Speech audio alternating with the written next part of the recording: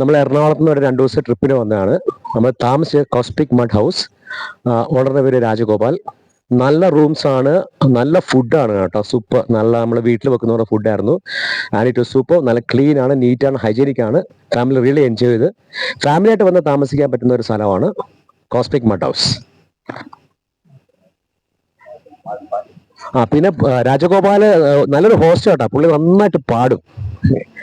നമ്മളൊരു 3-4 പാട്ടൊക്കെ പഠിപ്പിച്ചു, ക്യാമ്പ് ഫയർ ഒക്കെ ഇട്ടു, ബാർബേക്യൂ ചെയ്തു.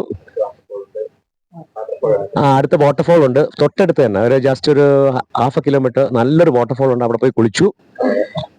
പിന്നെ നമുക്ക് പുള്ളിയുടെ ഒരു ജീപ്പൊക്കെ അറേഞ്ച് ചെയ്ത് നമുക്ക് ട്രക്കിങ്ങിന് പോകാനായിട്ട്. It was super. പിന്നെ ഓഫ് റോഡ് പോയി. V really enjoy the off road drive. Driver വളരെ നല്ലായിരുന്നു ജീപ്പിന്റെ. ഞങ്ങൾ എല്ലാരും എൻജോയ് ചെയ്തു ഓഫ് റോഡ് റൈഡ്. അടിപൊളിയായിരുന്നു, നല്ലതായിരുന്നു.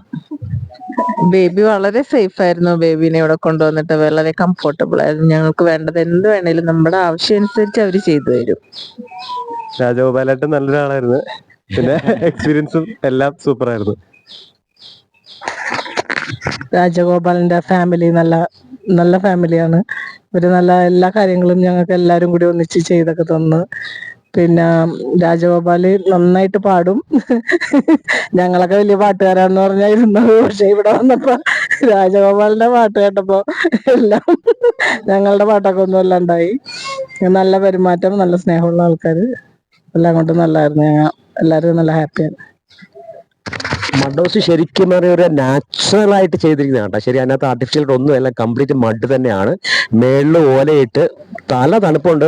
നമുക്ക് ഫാൻ ഇല്ല, ശരിക്കും പറഞ്ഞാൽ ഫാനിന്റെ ആവശ്യമില്ല. നല്ല തണുപ്പായിരുന്നു. It is very good. Experience super. ഞാനൊരു 5 സ്റ്റാർ റേറ്റിംഗ് കൊടുക്കും ഇതിന്.